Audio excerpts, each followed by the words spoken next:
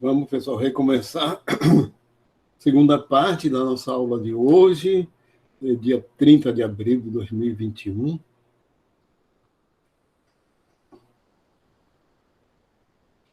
Dez e meia da manhã, 10h32, 31. Vamos recomeçar, pessoal. Começar a apresentar.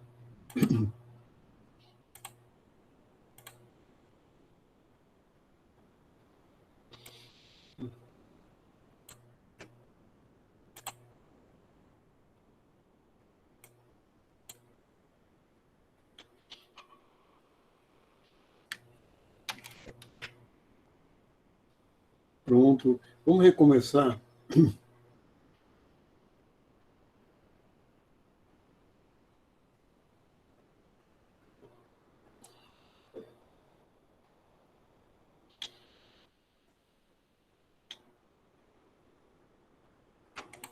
Aqui, da...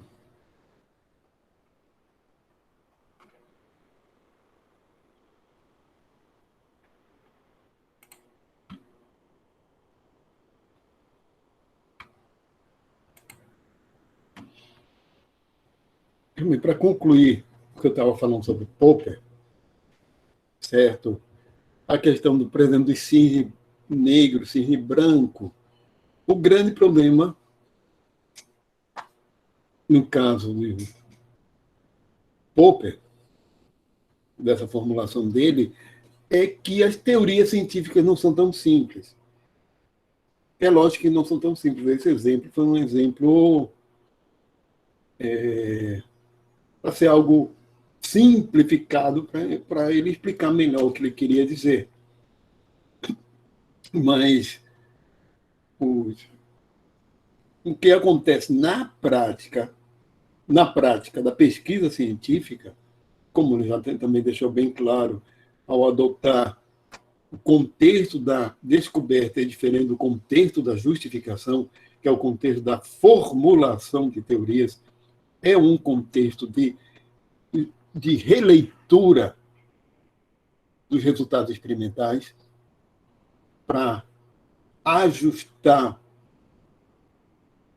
a esse processo que é a formulação teórica,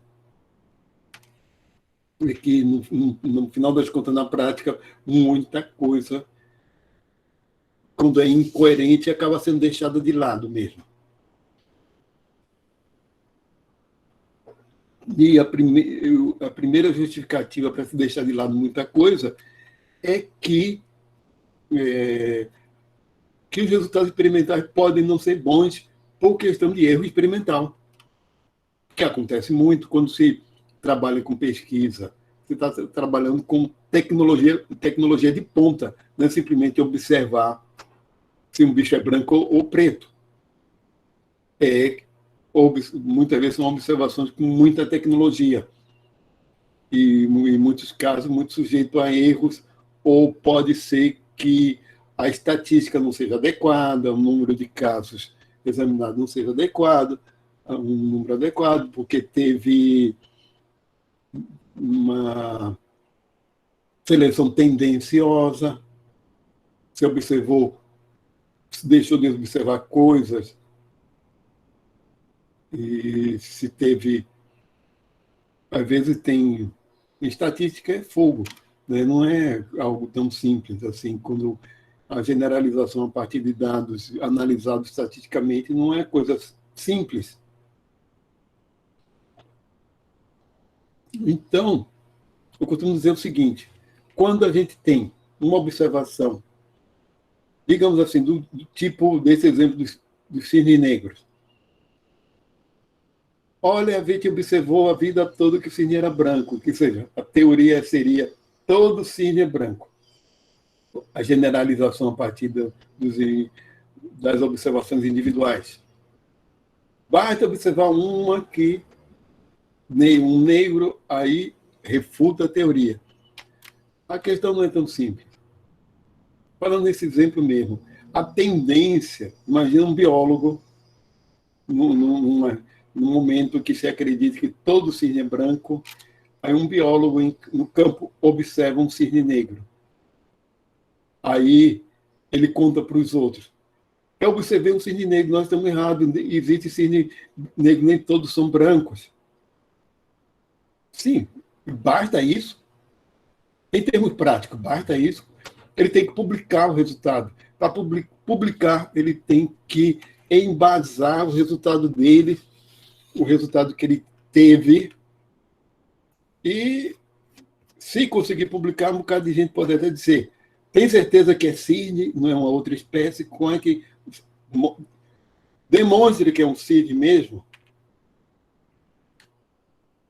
Demonstre que não foi uma. A pessoa não pode simplesmente contar, né? Então tem que haver demonstrações de que aquele resultado está diferente dos resultados que se conhece até então. A coisa não é simples, porque tem que.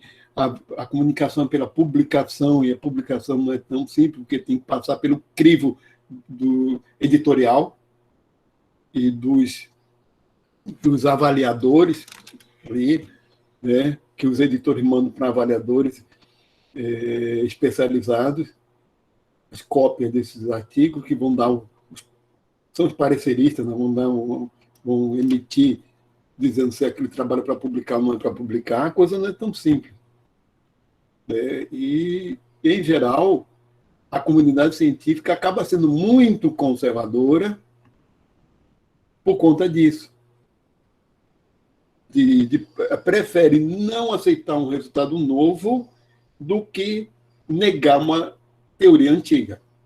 A tendência é rejeitar resultados que são contrários à teoria vigente. Revolução na ciência, que agora o assunto é esse próximo, é uma coisa rara. Não é à toa, e isso também não está errado. Porque a comunidade científica é uma comunidade muito cética, e muito cética também com os próprios resultados dela, das pesquisas. Porque há muito erro também. Há muito erro, há fraude também.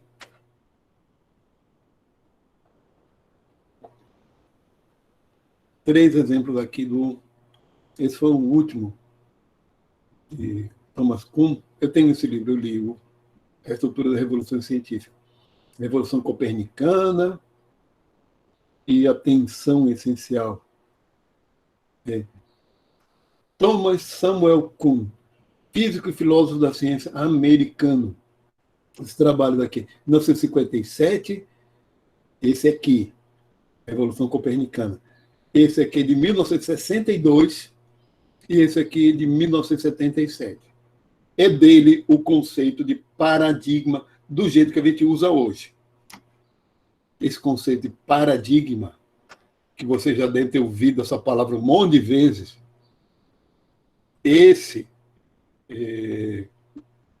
o que chamam por aí de paradigma, é um conceito de Kuhn, porque ele pegou uma palavra que eram os modelos de conjugação de verbos em latim. A palavra original paradigma significava isso, aquele modelo da conjugação verbal no latim.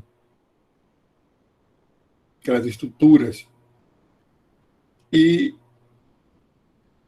estabelece que para ser ciência, vou ver o que tem aqui. Para ser ciência tem que haver um paradigma. Então, ele começa fazendo também crítica tanto ao positivismo lógico quanto a Karl Popper. Ele diz que a ciência, na prática, não segue não segue aquela orientação do Popper. E o objetivo dele, como filósofo da ciência, é avaliar o que a ciência faz de fato. Fazer uma avaliação da própria ciência, do jeito que ela é feita. E o que ele faz é uma análise histórica da ciência. É uma abordagem histórica. A história da ciência mostra que as metodologias foram diferentes de acordo com o momento e de acordo com o que se estuda e a própria e a própria construção do conhecimento científico. Tá. E o que é consensual em uma comunidade científica é o paradigma. Como a gente fala, o que um físico chama de átomo é a mesma coisa que um químico, é a mesma coisa que um biólogo, porque está dentro do paradigma. É um conceito paradigmático, o modelo atômico. Está dentro do paradigma das ciências naturais. As ciências naturais têm um paradigma só. As teorias, o conhecimento biológico, as teorias na biologia não contradizem o conhecimento de química, de física. Não há contradição entre eles. Desde a época de Einstein, o que se quer de Einstein, depois de Stephen Hawking, se quer um conhecimento unificado entre a física quântica ondulatória e a astrofísica, a teoria da relatividade. Uma teoria só, que tem essas duas grandes teorias, mas elas não estão em contradição entre elas. Não há contradição. A teoria da relatividade geral apenas não diz respeito ao muito pequeno, como é a quântica ondulatória. Mas também não está em contradição. Uma não nega a outra. Então, esse grande consenso da comunidade científica, das ciências naturais, é o paradigma. Aí que é o problema, que as ciências sociais não têm paradigma. São aparadigmáticas. E, de acordo com Kuhn, ciências sociais não seriam ciência. Mas isso já é outra história. Né? De acordo com ele, as ciências sociais não seriam ciências, seriam estados pré-científicos, porque não adquiriram ainda um paradigma, um consenso da comunidade científica. E o que seria também paradigma? Olha, paradigma seria a coleção consensual das teorias, dos modelos, dos exemplares das ciências. Certo? Então, uma coisa que o estudante faz durante o processo de formação dele é a aquisição do paradigma. Ele aprende o paradigma da ciência dele. Ele aprende o paradigma. O que coloquei mais aqui? Sim, que é uma coisa dele, que a força de um paradigma está mais nos seus exemplares, na exemplificação, do que nas leis e conceitos. O ensino do paradigma se faz a partir dos exemplos, desses exemplares. Que isso gera ainda mais o consenso. E a ciência, dentro do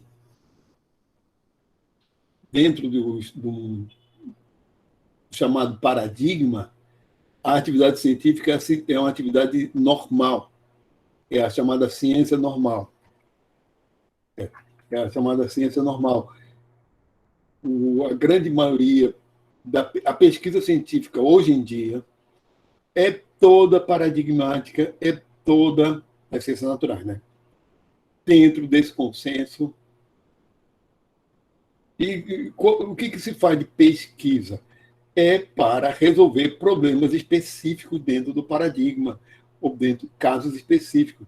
É para se resolver, ou para ampliar, em outras palavras, para a gente ampliar o próprio paradigma. O conhecimento dentro daquele, não para refutar, não para alterar o paradigma. Então, grandes alterações de paradigma que teve antes, certo? Que são coisas raras, e segundo o próprio Thomas Kuhn, essa ciência revolucionária é uma coisa rara, é só quando contextos históricos exigiram essa mudança. Copérnico foi uma mudança de paradigma. Quando Copérnico bota o Sol no centro, e botou o Sol no centro por questões matemáticas, estava havendo ali uma grande mudança de paradigma. E assumindo a matematização ainda, que contribuiu para essa mudança de paradigma. E Galileu começa um novo paradigma que é consolidado com Newton. A física clássica foi um paradigma consolidado a partir de Copérnico e consolidado por Newton. Outra mudança de paradigma foi a teoria da relatividade. Ali foi uma grande mudança de paradigma. E a mecânica quântica ondulatória. Ali começou o século XX, que há uma ciência revolucionária. E ciência revolucionária só acontece quando a realidade exige isso. Quando os resultados empíricos se acumulam anomalias. Eu não falei que uma das anomalias, certo? Citando o caso da astronomia. Olha, citando um exemplo histórico aqui da astronomia. Os planetas, certo? A olho nu, a gente só consegue chegar até Saturno. Se descobriu Urano lá para o ano de 1770 e uma coisa, por aí. Realmente, só se descobriu Urano já no século XVIII. Observação astronômica, telescópios. E se observou, depois se calculou a órbita de Urano e se viu que Urano tinha uma órbita anômala. Era uma anomalia em relação ao paradigma, ao modelo de Newton. As equações não batia com as equações. Aí o que o pessoal fez na época? Tentou resolver a anomalia dentro da teoria de Newton. Qual seria a resposta dentro da teoria de Newton para uma anomalia na órbita de Urano? É que tivesse outro planeta para além de Urano, interferindo na órbita, que teria massa, que estaria também interferindo. Como falei para vocês, os planetas, o Sol e os planetas entre si, também exercem influência. Não é só o Sol, porque o Sol é significativamente muito maior que os outros, que cada um dos planetas, né? Em termos de massa. Lógico que a maior influência é o Sol. Se fosse outro planeta, as órbitas seriam diferentes. Mas o planeta também interfere, um interfere na órbita do outro.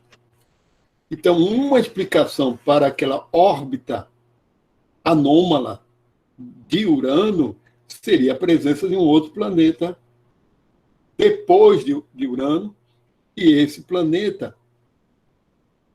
Então, eles calcularam onde ele deveria estar e que massa deveria ser aproximada, massa relativa, entre Urano e esse outro planeta. E qual seria a órbita dele? Ficaram algumas décadas, vários anos, até que, depois de muito se discutir, etc., conseguiram prever onde é que ele seria visível ao telescópio. Isso já foi no ano de 1848, se eu não me engano, por aí. Foi em 1770, alguma coisa, que Urano foi descoberto. Depois você observou que a órbita dele era anômala, porque depois, considerando massa relativa, essas coisas, e como é que ele deveria girar em torno do Sol. Toda vez que apontava o telescópio, ele não estava onde era de se esperar. Ele não estava obedecendo às equações. Né? Não estava sendo possível prever a posição dele. E disseram, não, porque tem alguma coisa interferindo. Eles não alteraram as leis de Newton e as equações derivadas das leis de Newton, das observações astronômicas que são usadas nessas observações. O que se imaginou que tivesse uma coisa interferindo. Até que no ano de... Por aí, quando os cálculos ficaram prontos, etc., foi questão de 2 meses. Olha, esse planeta estará visível ao telescópio em tal dia, tal hora, tal posição no céu. Aí foi lá, o telescópio apontou para o céu naquela posição e tinha um planeta ali que nunca tinha sido observado antes. Netuno. Foi assim que Netuno foi descoberto. Ele foi teorizado antes de ser observado. E teve uma elaboração teórica que levou à descoberta de Netuno, ele foi previsto antes de ser observado. Por isso é uma questão também que toda observação científica está impregnada de teoria. Aí batizaram Netuno. Ou seja, resolveram a anomalia de Urano usando a teoria de Newton. E tinha outra anomalia na órbita de Mercúrio. E teorizaram que tinha até um outro planeta mais perto do Sol interferindo nessa órbita. É questão de variação, acho que é no periélio, é o ponto mais afastado do Sol, que não estava obedecendo às equações newtonianas. Então, teorizaram que tinha um planeta até mais perto do Sol e até batizaram o planeta que Vulcano, esse planeta mais perto do Sol, Vulcano. Não conseguiram achar coisa nenhuma. Não conseguiram achar. Aí essa anomalia não foi resolvida usando a teoria newtoniana. Quem resolve a anomalia de Mercúrio, quem resolveu foi Einstein, com a gravitação geral de Einstein, de 1916, que estabelece que justamente porque o planeta ele consegue calcular bem qual é a deformação causada pelo Sol no espaço-tempo e no que isso interfere na órbita de Mercúrio. Então, em Einstein, o que a gente... Einstein conseguiu resolver essa anomalia, fora outras que estavam se acumulando no final do século XIX. Então, nesse momento, houve a revolução na física. É um período de ciência revolucionária. Teve-se que mudar de paradigma, porque o anterior não estava dando certo. Tanto aí quanto na física quântica ondulatória.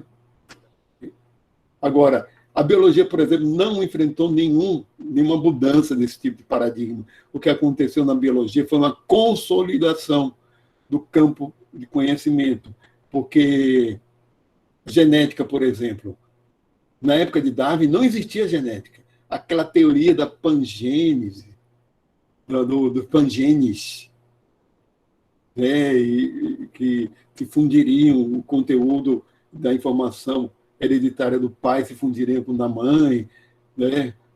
Aquilo não é uma teoria científica. Nunca foi. Foi uma especulação.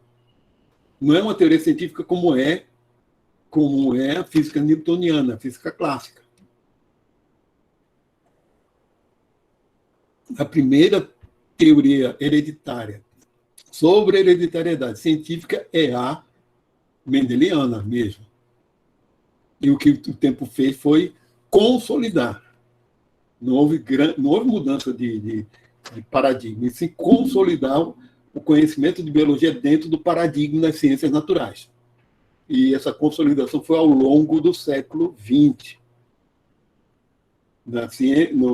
A biologia no século XIX ainda é muito história natural. Ainda é história natural. Né?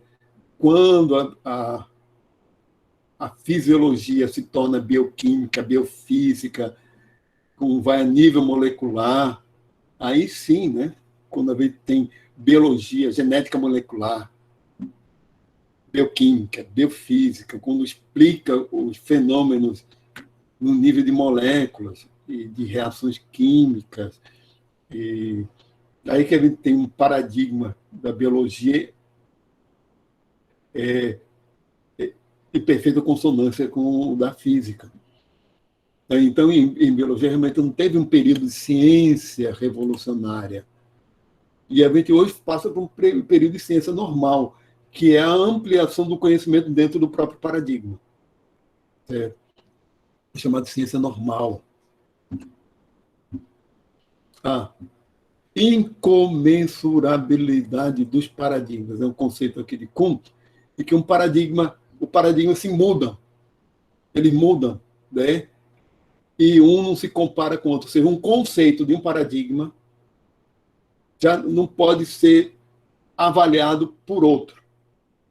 O conceito de massa de Einstein é diferente do conceito de massa de Newton. Certo? O conceito espaço-tempo de Einstein, que é o espaço-tempo que se contrai e se dilata, é outro conceito em relação ao tempo absoluto de Newton, ao espaço absoluto de Newton. Você não pode usar conceito de um paradigma em outro e vice-versa. Não dá certo. Então, realmente, você tem que adquirir o conhecimento do conceito, daqueles conceitos dentro do paradigma. Estamos, essa é uma pergunta que eu coloquei, no tempo de haver uma ciência revolucionária? Talvez, mas, por enquanto se vai haver, isso é muito difícil de responder. Eu diria que não, por colocar essa pergunta, mas eu diria atualmente, eu acho pouco provável. Pouco provável. Acho que quando eu fiz essa apresentação, ainda estava com a cabeça questionando isso, mas é pouco provável. Vamos lá. Vamos lá para Lakatos, que foi um filósofo húngaro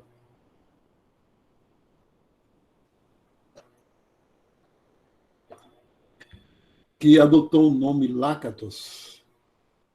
Agora eu não me lembro direito da história dele, porque ele era judeu. E ele era judeu, certo? Ele trocou o nome, de nome assim.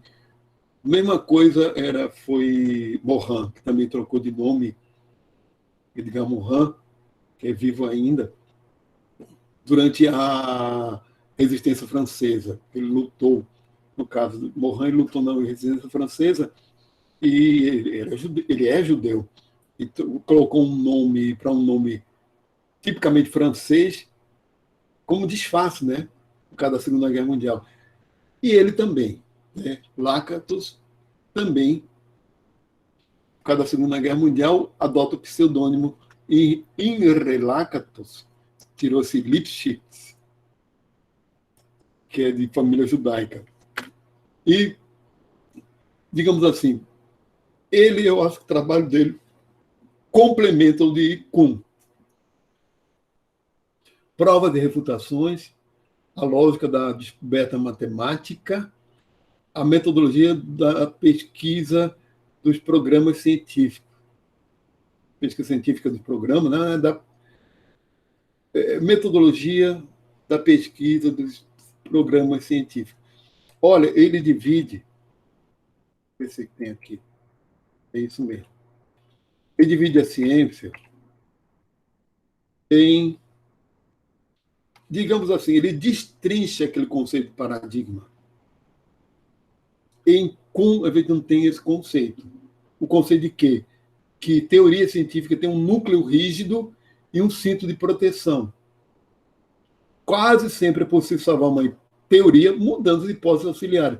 O que é o cinto de proteção? São hipóteses auxiliares que têm uma comprovação meio frouxa, digamos assim, e que a pesquisa científica é muito com base nas hipóteses auxiliares e não com esse chamado núcleo rígido. Então, ele divide o paradigma em núcleo rígido e cinto de proteção.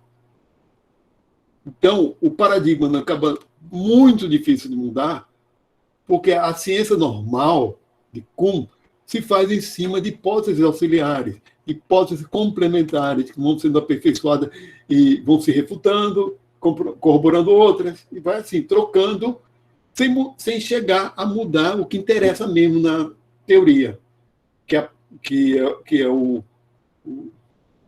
Olha, quando a gente for ver teoria da evolução do século XX, agora no século XX, falando de um exemplo biológico, se trabalha muito em questões da teoria da evolução, sim. Há controvérsia em muitos pontos, Mas um ponto que não se muda, que é o núcleo rígido da teoria da evolução, é a seleção natural. Isso não muda, porque não tem pesquisa que está atrás de refutar a seleção natural dentro da teoria da evolução já agora contemporânea. Não vamos nem considerar Darwin, é a contemporânea, é desse modelo. Porque a parte de seleção natural é um conceito do núcleo rígido, certo? Já não é mais, não é algo que se mude. O que vai se mudando são questões de hipóteses auxiliares que a gente vai ver. São detalhes auxiliares que pode ser aperfeiçoado, que pode mudar sem alterar a seleção natural. Ó, evolução em 4 dimensões mesmo ali, aquele livro, falando nisso aqui, mas é coisa da biologia contemporânea. E esse livro, edição revisada,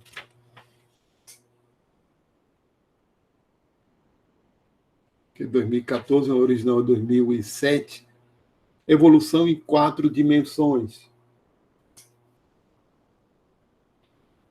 da bióloga evolucionista, da bióloga Eva Jablonka, que é israelense, e Marion Lamb, que é britânica. Variações genética, epigenética, comportamental e simbólica na história da vida. Esse livro aqui, esse conteúdo, a epigenética não refuta a seleção natural, complementa a epigenética, que aqui é genética, epigenética, comportamental e simbólica, variação.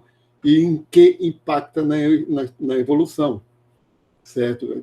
Evolução em 4 dimensões. E, no final das contas, o comportamento humano também é simbólico. A gente chega lá. E não nega a evolução tipo darwiniana. Complementa a evolução darwiniana. Negar, não nega. Certo? É um complemento. A epigenética não nega a evolução Darwin, ou a variação genética. Por quê? A variação epigenética é em cima da genética. E são casos mais específicos. Não tem como, ela é. Certo? Bom, eu coloquei aqui exemplo: planeta hipotético que se desvia da órbita newtoniana. Sim. E citei esse exemplo que o planeta, como naquele exemplo hipotético, ao se desviar, que se desvia da órbita newtoniana, não negou aquele caso mesmo de Urano e Netuno. Ou seja, naquele exemplo, vamos botar, é aquele exemplo que eu estava em meio. Aquele exemplo, qual é a hipótese auxiliar? É que existe um planeta, ou não existe. Então, vamos observar se existe planeta, se descobrir o planeta. Então, o núcleo rígido não foi mudado. Ou seja, não houve mudança de paradigma porque tinha algo auxiliar, uma hipótese auxiliar, para garantir o paradigma.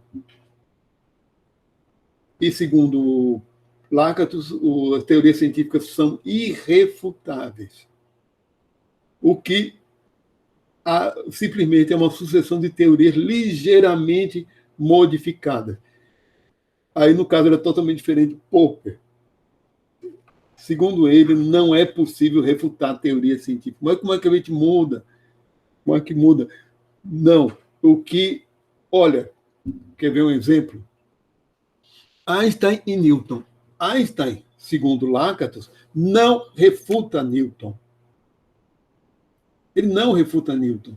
No final das contas, Newton continua sendo a física newtoniana continua sendo uma física válida dentro daqueles limites estabelecidos classicamente pela física newtoniana. A física newtoniana não é aplicável à velocidade da luz, a distâncias cosmológicas de milhares de quilômetros-luz, com massas incrivelmente grandes. Só é fichinha, né? Tem corpos astronômicos que essas distâncias, então não dá para aplicar a física newtoniana. Mas a física newtoniana é perfeitamente aplicável aqui na Terra. Aviões, carros. Vocês veem em física, né? A física que um engenheiro usa é newtoniana e não de Einstein. Por quê? A física se você pegar quando a gente pega as equações de Einstein e simplifica para distâncias pequenas, normais, digamos assim, não pequenas, mas normais, massas pequenas, velocidades baixas, só quilômetros por hora, etc. Quando pega essas equações de Einstein e coloca em nossas condições cotidianas, a gente tem a física newtoniana. Ou seja, física newtoniana é uma aproximação da de Einstein. Einstein é de um escopo bem mais amplo, né? Então, de fato, Einstein não refutou Newton, ele ampliou a aplicação de Newton, né? Ajustou, atualizou para mesma coisa mecânica quântica ondulatória, eles não refutam mesmo, e sim demonstram as limitações da física clássica. Eles demonstraram as limitações. Então, de acordo com Lakatos, não existe mudança paradigmática de fato mesmo. Então, vamos lá. Conceito e programa de pesquisa. E toda pesquisa científica que existe é orientada por chamado programa de pesquisa. São grandes linhas de pesquisa, produto do financiamento e do interesse de financiamento em governos e órgãos governamentais também, como Forças Armadas, e instituições públicas e também privadas, como a indústria farmacêutica. Então, isso faz com que a pesquisa científica seja algo orientado por interesses que não são científicos. Certo? Bom, voltando para a parte que não muda, o núcleo rígido. Então, esse núcleo rígido, que era da física newtoniana, na realidade não mudou, não. Certo? Sofreu uma atualização através do trabalho de Einstein. Eu sinto proteção, isso aqui repetir. Agora, vamos lá. Feyerabend. Karl Feyerabend. Filósofo austríaco chamado de anarquista. Esses estão aqui. Nasceu em 1924, faleceu em 1994. Popper viveu 92 anos, faleceu, acho que nesse ano aqui. Nasceu em 1902, faleceu em 94. Ele não... Essa foto aqui foi meio assim, descabelado com essa cara de... Feyerabend, ele foi chamado de anarquista epistemológico. Esse livro, Contra o Método, de Feyerabend, tem lá na biblioteca. Não sei se esse é em uma sociedade livre, que é todos os da editora da Unesp, essa é a edição brasileira. Contra o Método é um livro de história, esse livro de história da ciência. O exemplo que ele dá é sobre a história. E o título do livro já diz, né? Que é um livro contra o método, que ele demonstra pela história da ciência que não existe metodologia científica, de fato. É tudo de acordo com contextos históricos, que o cientista, ao fazer uma pesquisa, ele improvisa, ele não segue o método, ele segue as circunstâncias da pesquisa, que a pesquisa obriga. Certo? Vamos lá. Ele fala que não há regras metodológicas em ciência que nunca tenham sido violadas. Que voltando a falar daquela história do contexto da descoberta e da justificação, é que as teorias são elaboradas de forma a ficarem coerentes, mas a metodologia em si não tem regra, de acordo com o Feyerabend. Esse contexto da descoberta, o contexto da pesquisa, não tem regra. É um vale tudo. É lógico que no livro dele, ele cita desde Galileu até coisas mais recentes, de improvisação, ele vai citando. É lógico que é para defender a tese dele, que ele faz isso. Mas ele vai num ponto, digamos assim, ele foi muito radical. Até porque, para ter uma regra para ser violada, é porque existe uma regra. Se as circunstâncias históricas, específicas, obrigaram ao cientista a violar a regra, é uma coisa. Não ter é outra. E, para ele, tem que haver violação para poder ter progresso. Só se avança, no caso assim, bem semelhante ao de Bachelard, mas Bachelard não é tão radical quanto ele. Em que ele defende um pluralismo teórico. Ou seja, diferente de Lakatos e diferente de Kuhn, em que há paradigma e depois há um núcleo rígido e cinto de proteção, e no caso dele é que tem que ter várias teorias e a ciência não pode ser amarrada por um paradigma só, um tipo de teoria só. E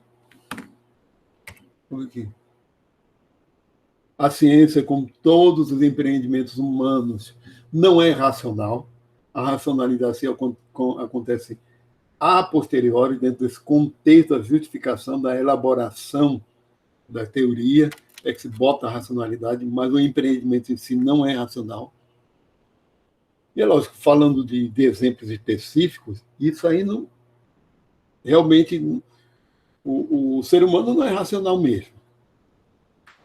Não é racional. A nossa racionalidade é uma. Olha, as pessoas se comportam de determinada maneira, por exemplo, depois, por exemplo, elas se comportam não porque elas pensaram em racionalizá-lo, perdão, não porque, por causa da razão, elas se comportam de determinada maneira, não por conta de razão, mas elas usam a razão para justificar. Usam conceitos para justificar por que elas fazem aquilo.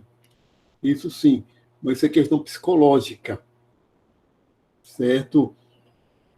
Em ciência, fazendo agora uma crítica a ele, existe planejamento, existe grandes planejamentos, existem projetos, e isso dá racionalidade à ciência, uma racionalidade que não é do indivíduo, e sim da comunidade. Certo? Realmente, quando se parte para um empreendimento, para questões de economia, política, não há racionalidade ali. Realmente é comportamento chamado de, às vezes, efeito de manada, que é o comportamento instintivo de manada, e tem muito do instintivo no ser humano sendo botado para fora, em grupo. Mas o planejamento e pesquisa é racional. Planejamento, estratégia é um processo racional. Certo? Quando você observa o comportamento de um pesquisador específico do jeito que ele encara a vida dele, certo? Não vai ter racionalidade, não. Do mesmo jeito que qualquer outra pessoa. Um cientista é uma pessoa como outra também, em que a gente dá um verniz racional para justificar nosso comportamento. Ninguém se comporta de forma racional. Nosso comportamento é emocional. Nossa ação é uma ação emocional. A gente impulso. O próprio cientista, ele vai pesquisar aquele assunto porque ele gosta, porque ele se fascinou por aquilo. É outra história. O gostar não é racional mesmo. Você acha que estão entendendo a diferença? Eu acho que aqui ele generalizou demais, certo? E que, de fato, o impulso de um cientista ou de como qualquer outra pessoa é um impulso emocional, não é um impulso racional. Há pessoas que, por motivos patológicos, como lesão cerebral, essas pessoas que se ha demonstrado por pesquisa em neurobiologia, em psiquiatria, juntando com psiquiatria, as pessoas que têm lesão cerebral e que não têm emoção, e que se desconecta o lado emocional do cérebro com o córtex, por exemplo, são pessoas que não conseguem agir. Simplesmente elas não agem. Elas ficam no estado de inação patológico. Realmente, como qualquer outro, nós somos animais, como qualquer outro, a nossa ação é dependente da emoção. Isso é uma herança bem antiga. Por mais racionais que nós sejamos, nós não agimos por razão. Que a gente pode avaliar racionalmente o que a gente está fazendo, sim. Mas o impulso tem que ter emoção também. A base é emocional. Não é emoção pura. Eu estou talvez não me expressando bem, mas quem não tem emoção não age. Não consegue agir. O caso do psicopata é porque ele não tem empatia. Ele não se coloca no lugar do outro. Mas é outro problema patológico. Não significa que ele não tem emoção. Ele não se bota na emoção do outro. Ele só se interessa pela sua própria. Mas, vamos lá. Realmente, olha, defesa do pluralismo de explicações, não. É a tese da incomensurabilidade em sua forma mais radical. Olha, ele vai para um extremo. O que acontece é que Feyerabend vai para um extremo. Você pode notar que a gente começou com... A gente começa aqui com o pessoal do Círculo de Viena, do positivismo lógico. E como eles eram rigorosos e ortodoxos em termos de filosofia da ciência. E estamos descambando para um Feyerabend, que é o oposto. Então, ao longo do Círculo de Viena, positivismo lógico, Popper, Kuhn, Lakatos e agora Feyerabend. A gente vai se afastando cada vez mais da ortodoxia. Foi o que aconteceu no século XX. Que a postura dos filósofos da ciência foram criticar os anteriores. Ao longo da filosofia da ciência do século XX, muita coisa do que um fazia era criticar os que vinham antes dele. Você pode ver que isso aqui é tudo crítica a Kuhn. Lakatos criticou Kuhn, que criticou Popper, que criticou o Círculo de Viena. E agora ele, Feyerabend, critica todo mundo. Vai a dizer, olha, eu li uma entrevista dele, tem um livro que é de um editor da Scientific American, que é o Fim da Ciência, que tem um capítulo que ele, John Horgan, o nome dele, em que ele entrevista o povo que ainda era vivo. Espera aí um instantinho. 1994, é. Realmente ele não entrevistou nem Lakatos, nem Kuhn, porque já eram falecidos. Realmente, mas Kuhn ele entrevistou, que foi, foi no final dos anos 1980 que ele começou a escrever o livro aí, e ele entrevistou o Feyerabend, e o Feyerabend se defende nessa entrevista, dizendo que ele foi mal interpretado, em que o objetivo dele não era dizer que a ciência não presta, e sim que nós devemos prestar atenção em outras formas de conhecimento. E o que ele queria também dizer, ele queria combater o cientificismo. Uma palavra que eu acho que eu não usei ainda, que o cientificismo é a ideologia da superioridade do conhecimento científico, a superioridade da ciência.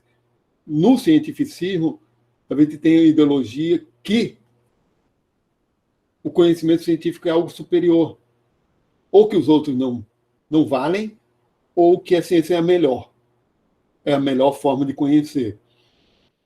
E todos os outros que eu falei, de certa forma, eram cientificistas, especialmente o Ciclo de Viena, lá, o positivismo lógico, que é próprio do positivismo o cientificismo, que é achar que metafísica não presta, quanto mais religião. Não é um conhecimento válido. Então, religião, então, nem se fala, né?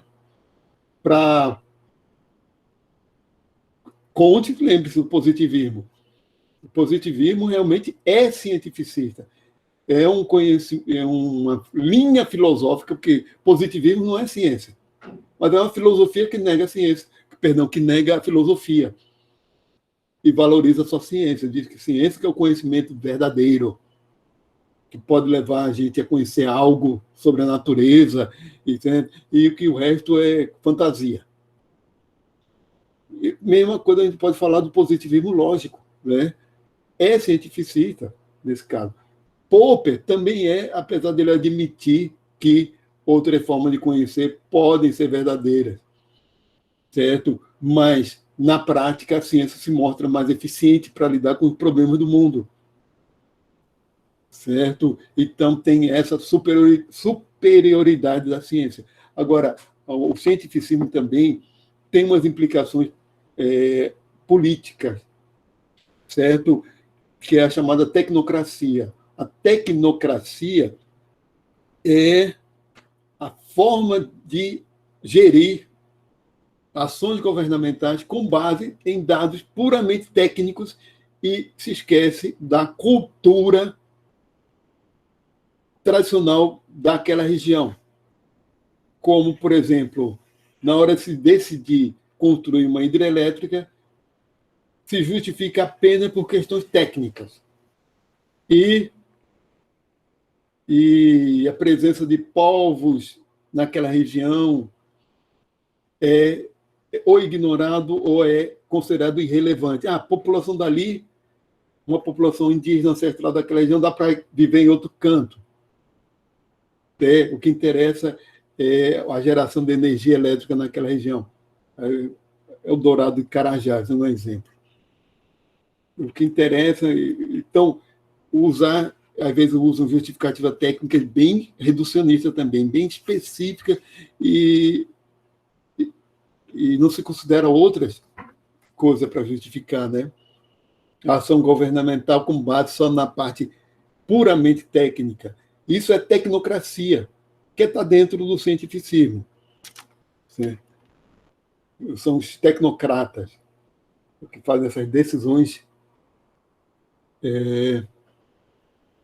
com base puramente técnica. Mas vamos lá. Vamos lá aqui, outro grupo. Mas, falando em radicalismo, o Programa Forte de Sociologia da Ciência da Universidade de Edimburgo, na Escócia. A foto da época, dos anos 1970, foto que eu consegui na internet aí, desse grupo, podem ver pelo povo aí, que é dos anos 1970, né? E o que tem aqui? O que é sociologia da ciência? Certo? Dentro dos estudos sociológicos, tem linhas que estudam o fenômeno sociológico envolvido na ciência, como instituições científicas, as influências que elas exercem e que influências elas sofrem. Estudo as instituições científicas dentro do contexto social. Isso é um exemplo clássico da sociologia da ciência.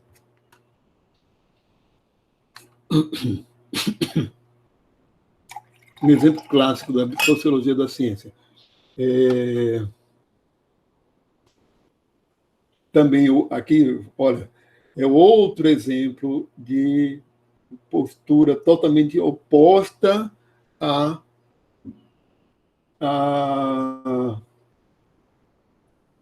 ao Círculo de Viena. Sim, é um objeto de estudo perfeitamente válido em termos de pesquisa sociológica. Ver quais as influências econômicas, o quanto um governo investe, em que linhas aquele governo investe, por quê, e quanto um governo, por exemplo, investe em linhas de pesquisa ligadas às Forças Armadas, que, por exemplo, nos Estados Unidos é um valor absurdamente alto, não só para desenvolver armas novas, não. É pesquisa científica, às vezes, básica, porque eles estão esperando ter resultados ali que sejam também aplicáveis, e mesmo que não fossem, eles sabem muito bem que a pesquisa básica pode gerar aplicada. Pode gerar, só pelo pode já se inverte. O quanto sim, uma NASA recebe de dinheiro para pesquisa, o quanto se gasta. Por quê? Estratégia. Então, estratégia de governo, né? Não é só. Ou a indústria farmacêutica, por que ela investe na pesquisa de tais medicamentos? Porque ela quer retorno, né? Financeiro. E em outros não. Tais doenças. Tais... Então, tudo isso aí faz parte da sociologia da ciência. Agora, a proposta desse programa Forte é diferente. Desse grupo da Universidade de Edimburgo, totalmente oposto, uma proposta totalmente oposta do Círculo de Viena. É o estudo das teorias científicas como tendo causas sociológicas. Não é um estudo sociológico da ciência e das instituições científicas, e sim a correlação da própria teoria como causa sociológica, como origem sociológica. É melhor vou ver o que tem aqui. Você tem aqui dois exemplos aqui. O David Bloor, ou Bloor, sei lá, Bloor, Steve Huger. A gente nunca sabe se dois O em inglês vai ter, porque pode ter de Blood, né? Que são vivos ainda. Esse aqui, ó, aqui, ele está aqui. Esse outro aqui é esse. É? Agora eu não sei, ou é esse aqui. Ele está de bigode aqui. Ah, não, ele aqui, esse é careca. Já era calvo nos anos 70. Esse aqui está muito idoso. Cadê? Vou ver se. Eu não estou reconhecendo aqui entre eles, mas esse aqui é o David Bloor. Esse aqui. Ainda usa bigode. Dá para notar pelos traços, né, do nariz, formato da cabeça. Sim. Espera aí, vou ver. Ah, não.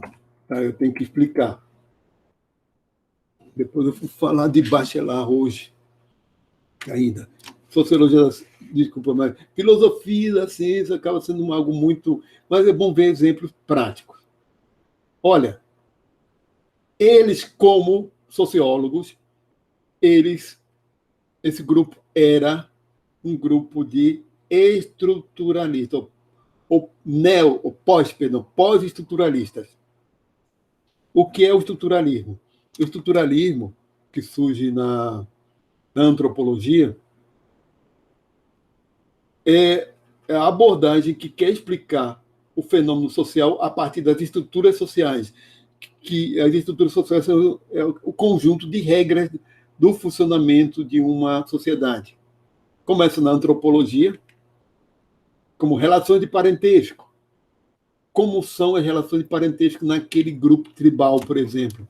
Qual a importância de pai, mãe, avós, como eles se relacionam entre si, quais são as regras que geram comportamento, etc. Então, relações de parentesco fazem parte dessas estruturas sociais.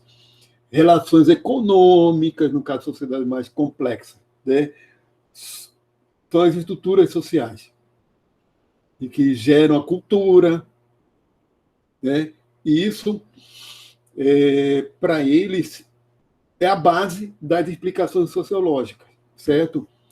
Então, de acordo com esse programa Ford Sociologia da Ciência, certo?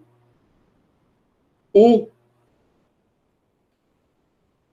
conhecimento, todo conhecimento de uma sociedade, inclusive o científico, é um produto das estruturas sociais. Então, estuda a teoria científica como tendo causas sociológicas. Que se uma sociedade desenvolve um certo conhecimento, é porque aquela forma de pensar já está presente nas estruturas sociais em que aquele cientista foi criado. E não é consequência, eu sempre tenho que falar, de acordo com eles, depois a gente critica. De acordo com eles, isso não seria uma consequência dos resultados experimentais. Por quê? Na realidade, é uma consequência de como aquele cientista interpretou os resultados experimentais. Certo? Darwin desenvolveu a teoria da evolução pela seleção natural porque aquela concepção estava presente na sociedade vitoriana, em que Darwin cresceu. E interpretou os seus resultados de acordo com essa forma de pensar. Você acho que consegue entender qual era a proposta dele. Mas vou citar um exemplo por onde eles se inspiraram. Que o pós-estruturalismo ganhou força com o trabalho de Michel, do francês, sociólogo francês, Michel Foucault. E Michel Foucault estudou relações de poder nas sociedades. E uma das relações que ele estudou foi justamente quem naquela sociedade merecia ser apartado da sociedade. Então, ele estudou 2 tipos de ambiente: presídios e manicômios. 2 tipos de instituições que isolam os membros daquela sociedade. Ou seja, quem merece ir para um manicômio e quem merece ser preso. E demonstra, né, que o conhecimento, que o conceito de loucura é um conceito socialmente construído. Essa é uma palavra-chave para esse estruturalismo, para esse pós-estruturalismo. Conceito socialmente construído. E crime também é um conceito socialmente construído, porque o que é crime numa sociedade não é em outra. Um exemplo, o que é crime em sociedades islâmicas não é crime para a gente. Ou dentro de uma própria sociedade. Você já deve ter ouvido falar, ou conhecer, ouvir um filme, tem um filme, que é a história do Turing, Alan Turing, o matemático britânico, que foi preso porque era homossexual. Foi castrado quimicamente e se matou. E se suicidou. Ou seja, na Inglaterra, pós-Segunda Guerra Mundial, não foi Idade Média, não. Na Inglaterra, de ano 1940 e tanto, era motivo de cadeia quem era homossexual, quem praticava atos homossexuais. Depois virou problema psiquiátrico. Homossexualidade foi encarada de forma de não como crime, mas de uma forma como um problema de desajuste ou de anomalia emocional, ou seja, como um problema psiquiátrico, né? Então, aí seria um caso para manicômio, para tratamento psiquiátrico. E só em 1993, a Organização Mundial da Saúde, que estabelece que homossexualidade não é problema de saúde, não é nenhum problema. A sexualidade não é nenhum problema de saúde. É outra história, a gente pode até, olha, quando chegar no século XX, falar sobre as coisas da genética do século XX, alguns estudos que, justamente dos anos 90, certo? Só para vocês terem uma ideia, certo? Esse foi um geneticista americano homossexual que foi estudar porque existem mulheres que têm o cromossomo Y em X e Y. A suspeita era que o cromossomo Y devia ter mutação, alguns genes, alguma coisa estava com defeito e esse cromossomo Y não estava funcionando. Era chamar mulheres XY. Só o Y não estava funcionando, não funciona, e fica só o X, que essas mulheres fenotipicamente são como mulheres X0, só como um cromossomo X. Tem o mesmo fenótipo de mulheres, só que só tem um cromossomo X. É como se aquele cromossomo não funciona mesmo, não é como se não funciona, ele realmente não funciona. Aí esse geneticista fez a começo, acho que final dos anos 1990, 80, para o começo dos anos 90. Fez uma investigação minuciosa, foi apertando, até que, na realidade, ele descobriu que é só um gene mutado. É uma mutação em um gene. É o gene SRY.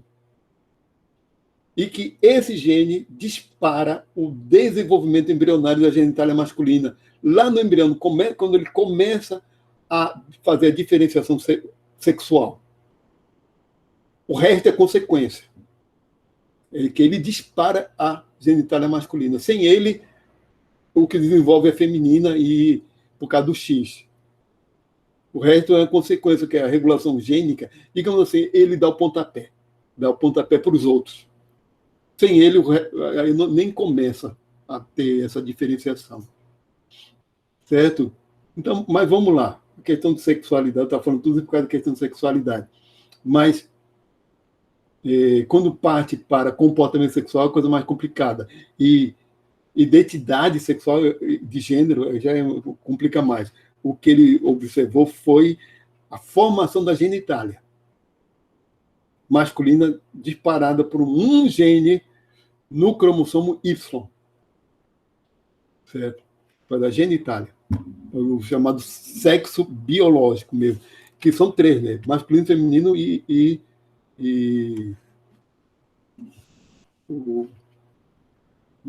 hermafrodita, que também tem que considerar que existe, né? A parte de órgão mesmo. Mas, vamos lá.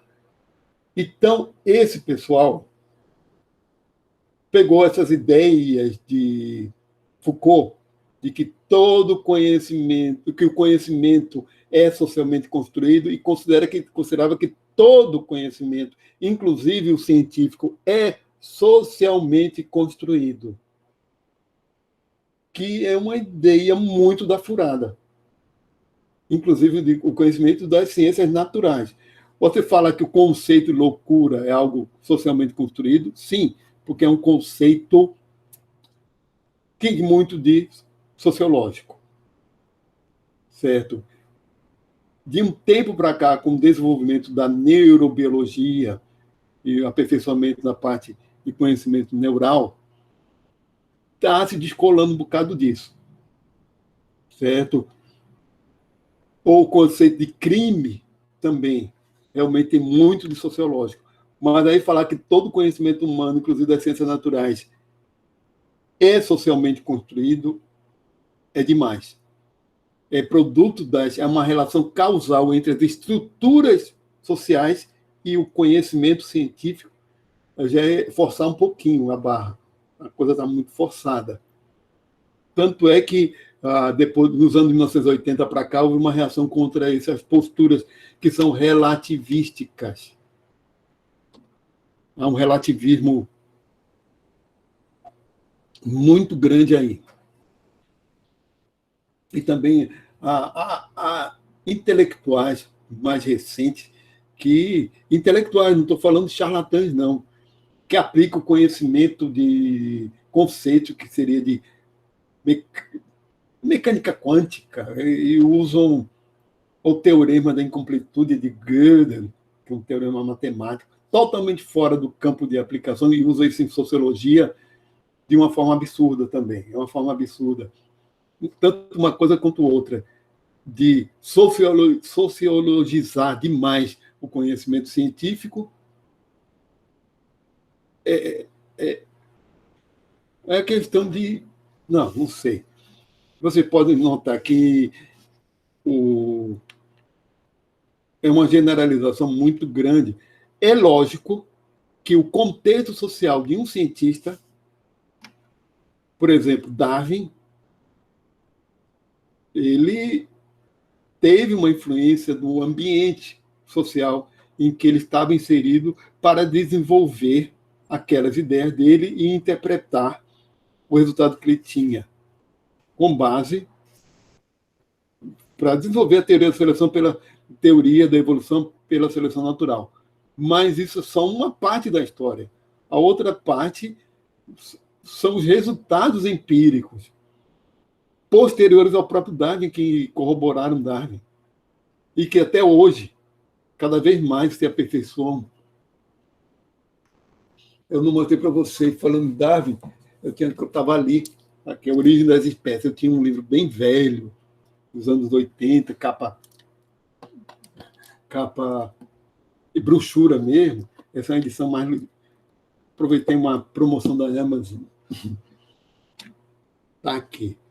Tem um livro mais bonitinho, A Origem das Espécies. Mas, porque falando em Darwin, A Origem das Espécies, é lógico que tem muito do contexto da época dele. Mas não é só isso. E o que aconteceu depois? O que não deu certo, o que foi elaborado teoricamente no século XIX, que não deu certo, como Lamarck, o resultado empírico não corroboraram. Por exemplo, não, né? Por que Lamarck não foi, a teoria dele não foi adiante? E Darwin sim. Não é só questão de contexto social da época, né? 15 para 12.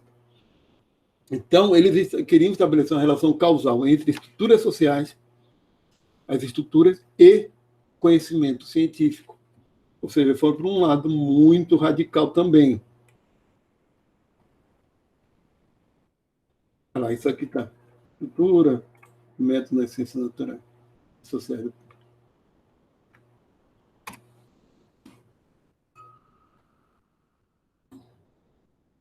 Olha,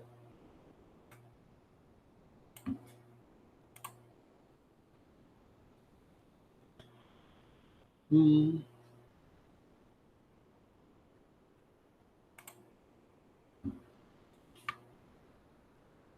quando eu vejo ali, o que tem aqui,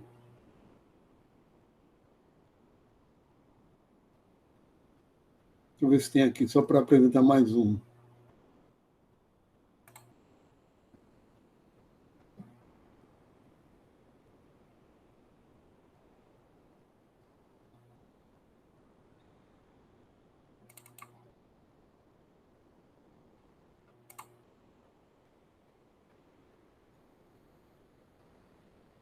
Esse aqui falta ampliar um pouquinho aqui, mas falando de Bachelard. que lá não tem apresentação tem Bachelard. Tem que falar Bachelard, Morin, esse aqui. Esse aqui é ótimo. Essa citação dela é ótima como epígrafe. Eu estudo, sou apenas um sujeito do verbo estudar. Pensar nem tento. Antes de pensar, é preciso estudar. Apenas filósofos pensam antes de estudar. Bachelard.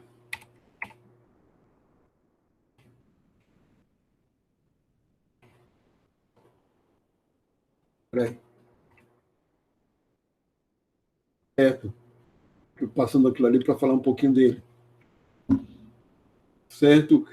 Foi um filósofo francês, nascido em 1884, falecido em 1962. Ele era estudante de engenharia na época da Primeira Guerra Mundial.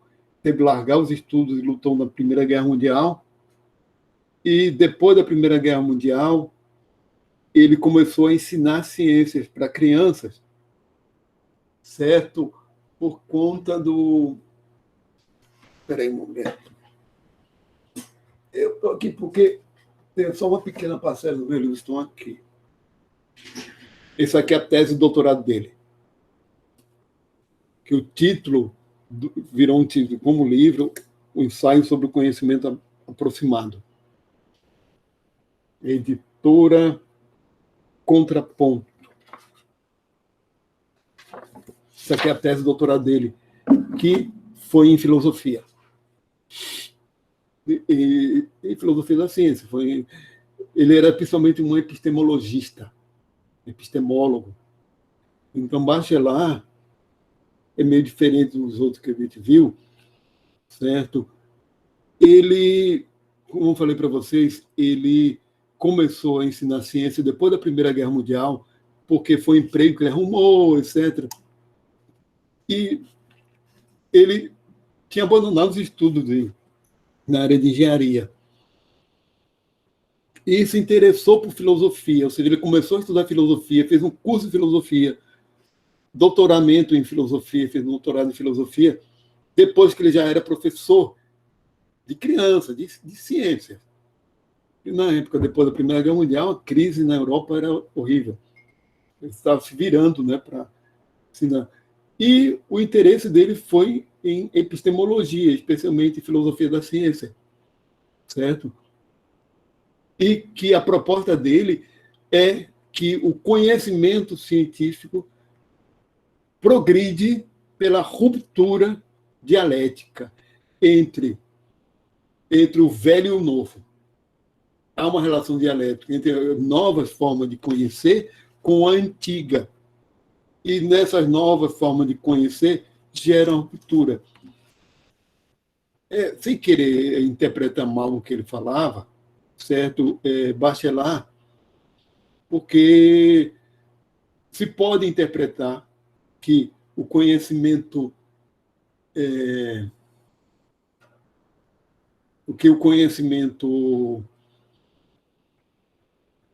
científico é uma ruptura do senso comum, e é uma ruptura. Ele considerava isso, que era uma ruptura do senso comum. Mas a questão não é que o cientista seja diferente, ou pense de forma diferente. Não. É que o cientista ele tem que questionar o senso comum, como foi a postura de Galileu, de Newton e de Einstein. É um questionamento do que ele está vendo, etc. E é um questionamento racional. Por isso, essa epistemologia racional, que o conhecimento científico tem que partir desse questionamento.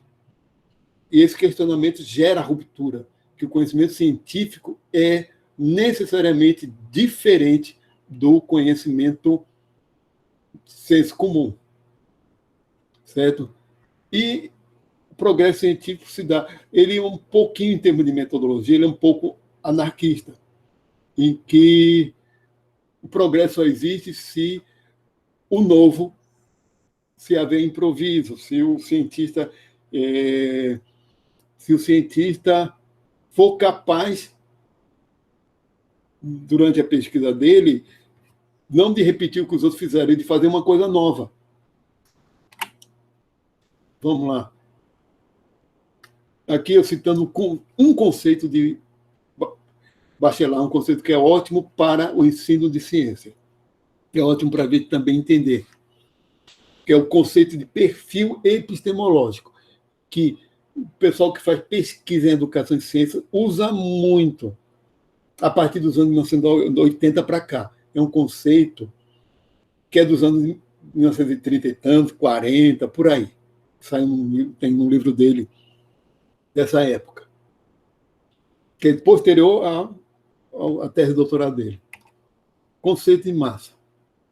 Primeira, esse conceito de massa, como é que surge em termos de história e em termos de indivíduo.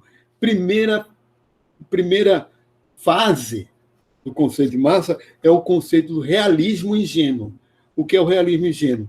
Massa é... O que não tem? Não. Massa é aquilo que a gente sente como massa. É o realismo ingênuo, é o realismo do senso comum. A gente pega uma coisa e sente aquilo está pesado. É o que o povo chama de peso. Isso aqui é pesado, mas isso não diz nada. Por que não diz nada? O que eu posso achar? Porque não é objetivo, é subjetivo, é a sensação de peso. Então, é um realismo do senso comum, é aquilo que a gente pega uma coisa de 10 quilos, eu posso, se eu tiver malhado muito depois, né, posso achar algo de 10 quilos pesado, e se eu tiver descansado, não. Varia até com o próprio indivíduo. Mesma coisa tem que acontecer de tempo. Tá? Depois a gente tem o empirismo claro e o positivista. O que é o empirismo? É o medir, porque durante a história da humanidade se tem a necessidade, se tem e teve a necessidade de quantificar de forma objetiva.